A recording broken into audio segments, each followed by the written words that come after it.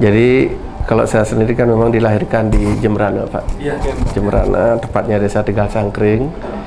Orang tua saya seorang buruh di pabrik giling padi, penggilingan padi, kadang-kadang juga pertanian juga gitu loh. Ya saya memang besarnya di negara. Di negara. Di negara ya. Berarti memang latar belakang dari orang tua adalah seorang Petani. Petani ya, kita anggap petani ya, buruh sekaligus petani gitu loh. Iya.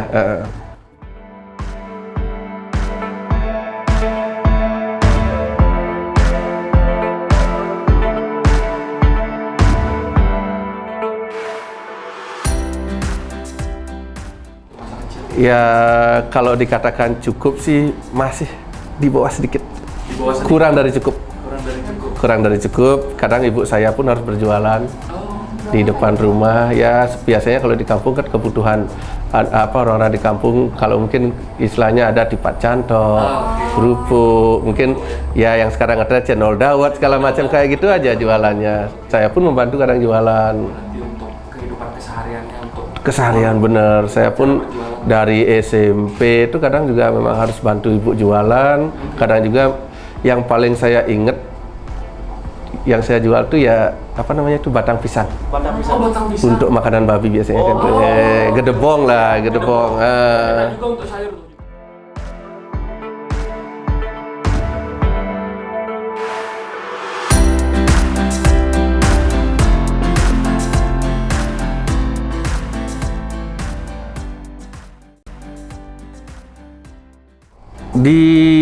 Di SMP gitu saya pernah mengambil suatu kesempatan besar.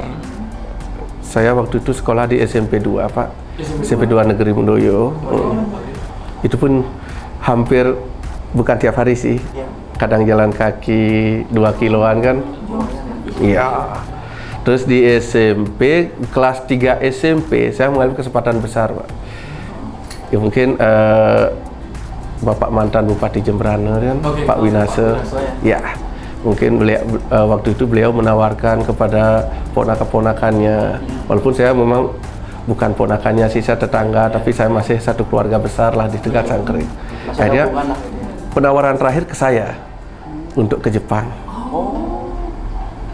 Untuk ke Jepang. Iya, mungkin karena ponakannya dia yang dekat sudah nggak ada yang mau gitu loh. Mungkin sekedar iseng aja, deh kamu mau ke Jepang nggak gitu kan? Terus saya ke Jepang tuh di mana? Jepang itu seperti apa? Paling yang kita tahu Hiroshima Nagasaki aja kan, tempat bom itu aja kita. Bener itu aja yang kita tahu gitu loh. Tapi daripada saya hidupnya seperti ini terus, mending saya ambillah kesempatan ini. Hanya untuk dibilang pertukaran pelajar juga tidak gitu loh, karena ini hubungannya privat sih, bukan hubungan pemerintah kita dengan pemerintah Jepang ada. Jadi kebetulan Bapak Winase punya teman di Jepang, orang Jepang yang memang dia dulu Pak Winase kan sempat dia mengenyam pendidikan di Universitas Hiroshima kan. Jadi punya teman di sana seorang guru SMP. Nah, mungkin guru ini ingin dia di rumahnya ada orang asing, terutama orang Bali gitu loh, orang Bali tinggal di sana. Waktu itu dua orang, ada teman dari Munggu satu, dari Munggu apa pokoknya daerah Badung lah. Saya waktu itu jujur saya Badungnya belum gitu tahu, dan pasar saya nggak tahu lah gitu loh. Visa sudah keluar segala macam, ternyata teman saya tuh mundur dengan alasan takut. Dia Pak sendiri berarti ke Jepang. Ya, kita nggak tahu. Tapi orang tua saya pun sampai bertanya terus, serius? Bahasa Balinya seken banine katanya. Seken bani, dia bilang bani. Karena tekad yang besar ingin berubah yang namanya. Iya bener. Ingat sekali saya pakai jaket kebesaran lah. Dibeliin di Senggol kan, kebesaran. Waktu itu nggak ada pesawat direct dari Denpasar ke Jepang, kita lewat Jakarta gitu loh. Nah tapi waktu itu kebetulan beliau juga Pak Winase lagi di Bali barengan berangkatnya ke Jepang.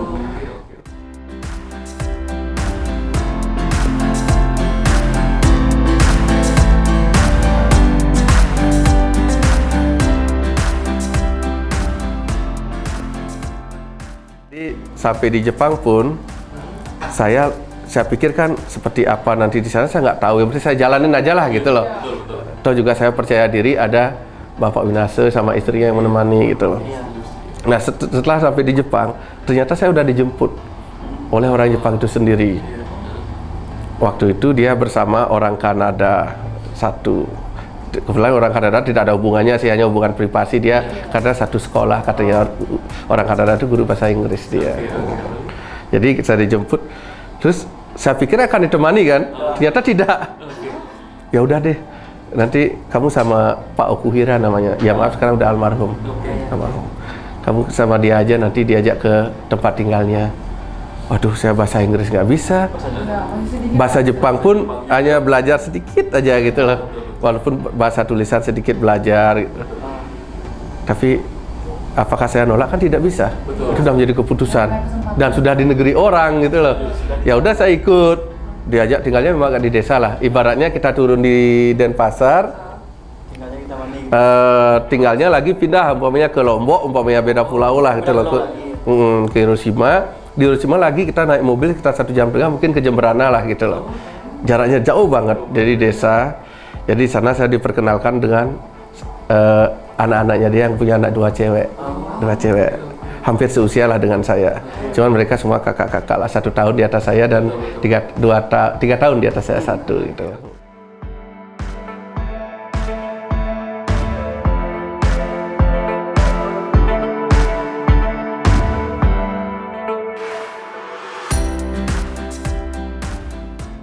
Jadi di sana kan visa saya cuma visa sosial budaya.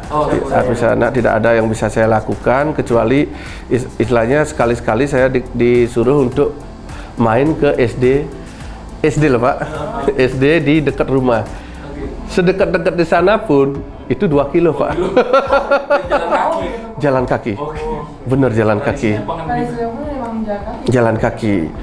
Jadi karena semua tahulah orang Jepang semua sibuk kan, semua sibuk. Jadi di rumah kadang nggak ada orang, hanya ada nenek satu yang udah tua sekali.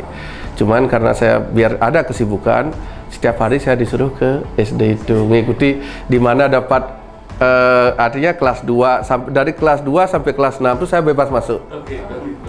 Di mana ada kebetulan ada program olahraganya, saya bergabung di sana untuk ikut olahraga. Kalau nggak ada kegiatan, saya disuruh di kantor. Ada beberapa guru yang lagi nganggur, mungkin lagi tidak ngajar, diajar, coba tulis ini, kamu pelajari ini, gitu. Sedikit tentang bahasa Jepang lah, bahasa Jepang dasar SD itu. Hampir setiap hari kegiatan saya seperti itu aja, seperti itu.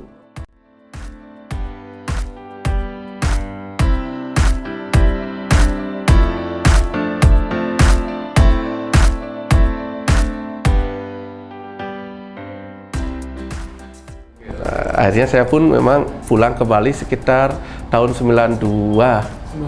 92 balik ke Bali dalam kondisi melanjutkan sekolah lagi atau bagaimana Pak? Maunya kan melanjutkan sekolah.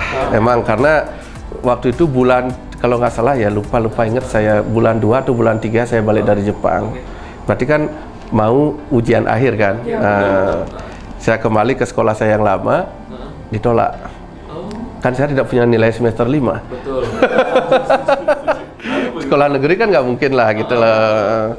Jadi saya berusaha melobi biar dapat ikut ujian saja, walaupun saya nggak lulus nggak apa, daripada saya ketinggalan 1 tahun lagi. Akhirnya saya pindah ke sekolah swasta.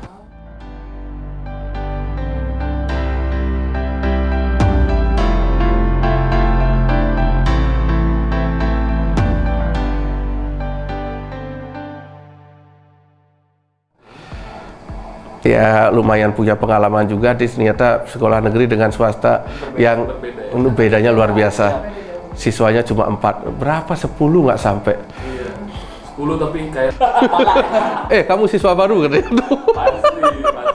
Ibaratnya zaman dulu kan belum ada sosialisasi untuk anti bully gitu. Benar tahun segitulah gitu kan.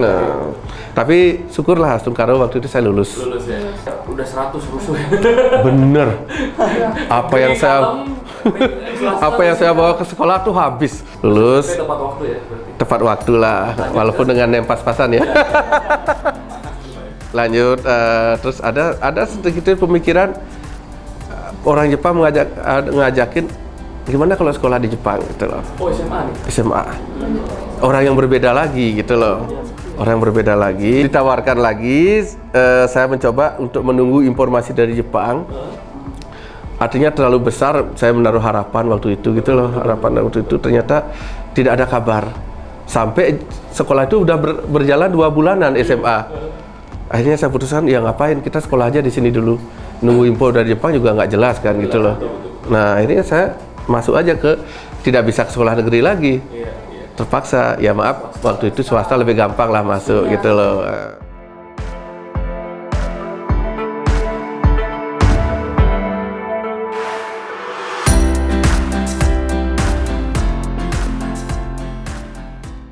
Satu tahun saya di Bali, tamat SMA. Saya bingung mau kemana juga saya bingung. Ya waktu itu terbesit pikiran saya mau ke Jepang. Untuk bekerja. Berangkat lagi. Terbesit pikiran. Tapi saya nggak tahu minimnya informasi segala macam itu. Waktu itu kalau mau jadi ilegal saya juga takut. Karena ilegal kan jujur lah kita katakan banyak kan orang Bali memang zaman itu ilegal lah gitu loh. Takut, akhirnya saya bingung 1 tahun. Tahun 96 saya putuskan ya udah saya ke Kuto aja.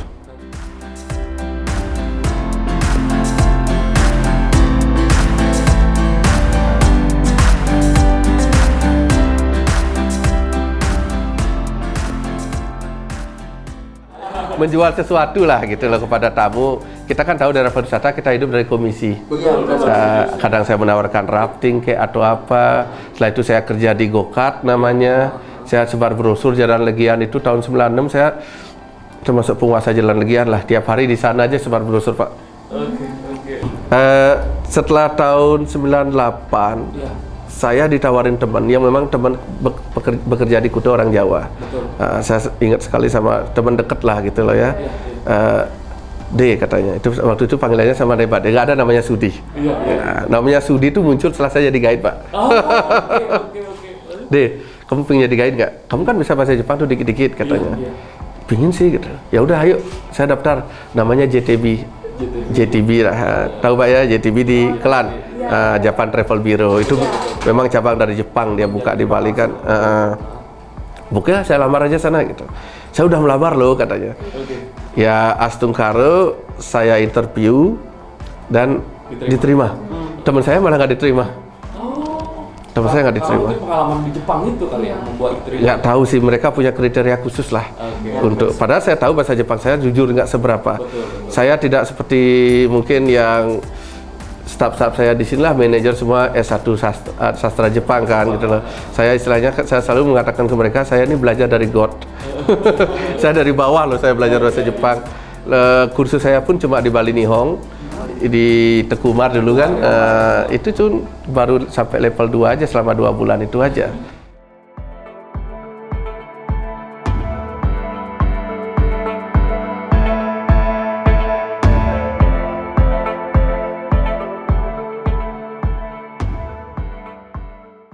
Nah, sambil itu kan ketemu dengan teman, kan ketemu, relasi Jepang mulai ada lah. Kita mulai, saya punya tamu pribadi segala macam, dan saya mulai kenal dengan Pak Putu Wardana namanya, yang saya ajak kerjasama di sini. Ini kan PT Pak, saya berdua Pak dengan Pak Putu namanya. Akhirnya sepakatlah, ayolah deh katanya. Kita buat LPK katanya.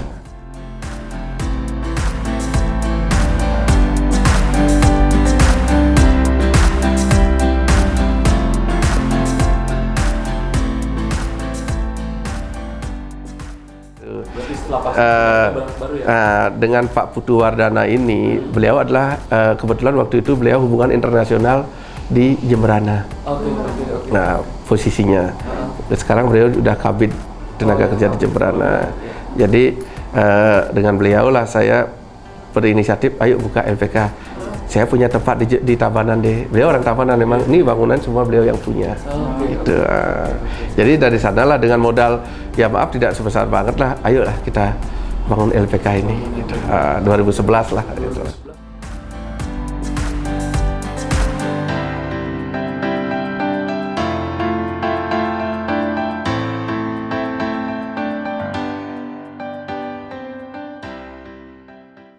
Jadi perjalanannya 2011 kita pertama kali ada order dari Jepang. Itu kita kesulitan banget mencari tenaga, mencari calon siswa. Jangankan udah menjadi siswa, untuk calon siswa aja kita sulit karena kepercayaan masyarakat kan ya tentu barang baru kan. Bener gak gitu loh, bener gak diberangkat, apalagi kan ya maaf, jangankan di Bali, di Indonesia aja udah marak penipuan seperti itu kan sampai sekarang. Sampai sekarang kan. Jadi kita sampai tempel brosur sana sini minta tolong sama kepala BLK yang ada di Mambonyol kan, minta tolong sama teman-teman. Akhirnya ada yang menjanjikan bahwa hari hanya nanti datang kok siswa saya 10 orang atau berapa. Ya maaf, nyatanya nggak datang. Nah, saya punya teman-teman di guiding Pak banyak. Saya kontak teman-teman, ada nggak keponakan atau adik yang mau berangkat ke Jepang? Karena mungkin kalau udah kita sebagai teman kan percaya, gitu, saya jamin lah gitu. Akhirnya memang dari teman saya ada 2 orang, dari Pak Putu Wardana ada 1 orang masuk di sini untuk ikut seleksi dan 3T-nya memang lulus. Itu pertama kali Pak. Berarti 3 orang ya? 3 orang. Pertama kali 2011 itu? 2011. Kita 2012 ya?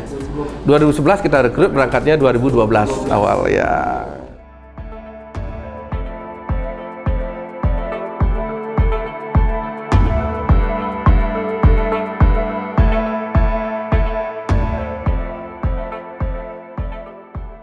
Dasar Astungkaro mungkin dari tahun 2015-an lah.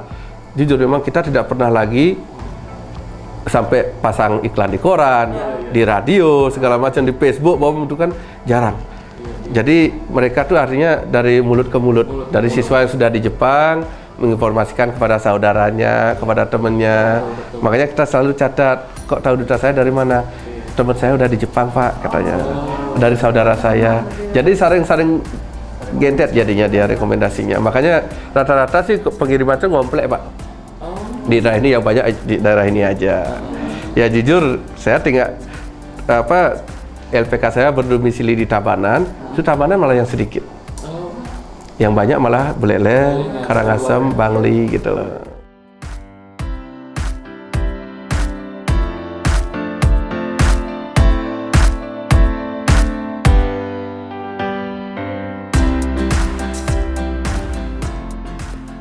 Di sini kalau pemagangan tuh sektornya kan banyak, apalagi sekarang yang paling boom diminati oleh dibutuhkan di Jepang kan namanya Kaigo, care worker itu kan untuk tenaga perawat panti jompo. Cuman kita tidak mengambil ke sana gitu loh, karena kita di sini mungkin image masyarakat pun sudah tertanam bahwa LPK Duta Saya itu fokusnya pertanian sama peternakan. Kebetulan memang relasi kami yang kita ajak kerjasama di Jepang itu bergerak di bidang pertanian maupun peternakan. Walaupun sekarang konstruksi juga hampir banyak. Jadi 3 sektor aja kita fokusnya.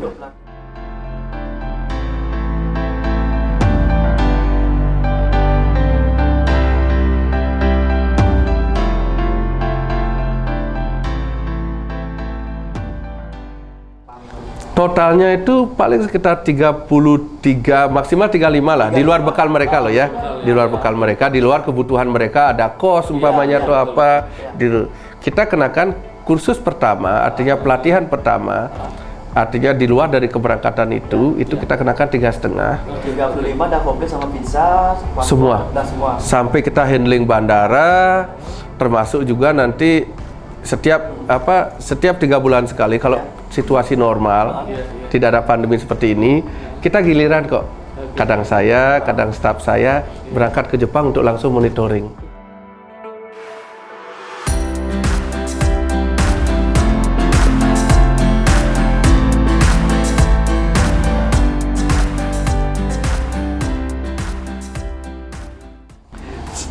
Kalau total yang sudah sampai berangkat, mungkin data pasti maaf saya tidak pegang, sudah hampir mungkin mencapai angka 900 orang. 900 orang sudah berangkat. Jadi per tahun itu sekitar 100 lah atau 100. Pernah sampai tertinggi itu 160 orang per tahun kalau punya datanya. Nanti kalau mau data jadi sudah ada data.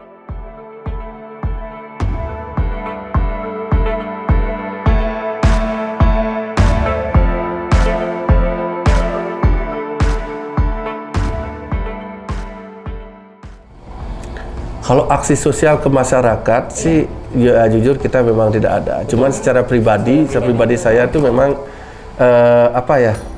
saya sering kadang ada teman-teman, kadang-kadang apalagi sekarang umpamanya kan situasi seperti ini, ada beberapa teman yang sampai tidak punya uang hanya untuk masak keluarga segala macam. Saya selalu bantu untuk silakanlah pakai uang ini, pakai uang itu, sampai pun ya maaf mungkin bahasanya agak sampai saya mencarikan uang rumah kontrakan. Sampai gitu ya Pak ya? Dia nggak tahu pun, tapi saya jujur sama istri ngomong, ini saya ambil uang berapa puluh juta ini untuk rumah kontrakan dia setahun. Karena Bapak pernah merasakan di posisi itu ya Pak? Bener, Numpang. bener, itu yang saya rasakan sekali. Betul.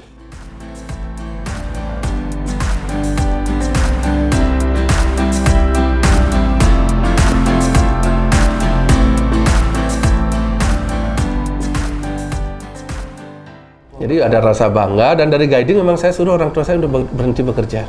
Sampai sekarang. Sebelum saya maaf sebelum saya punya usaha ini pun memang saya pastikan nggak usah bekerja, ambil kerjaan ringan apa aja lah di rumah, baik berdagang kan tidak begitu berat, jangan lagi ngambil kerjaan seperti dulu berburu jadi buruh atau apa gitu lah.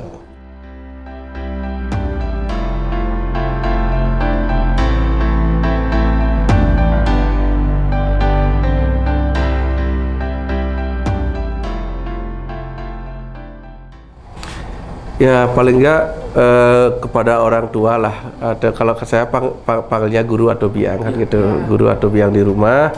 Mungkin ini adalah hasil kerja keras saya sampai sekarang. Walaupun saya jujur belum lah namanya sempurna sebagai anak kan itu. Berbakti pada orang tua segala macam. Jadi saya akan lakukan yang terbaik lah kepada orang tua. Apa yang menjadi kesenangan orang tua sepanjang itu bisa saya penuhi, saya akan coba untuk penuhi, sehingga orang tua yang dulu istrinya melarat mungkin sekarang saatnya untuk menikmati masa tuanya gitu loh.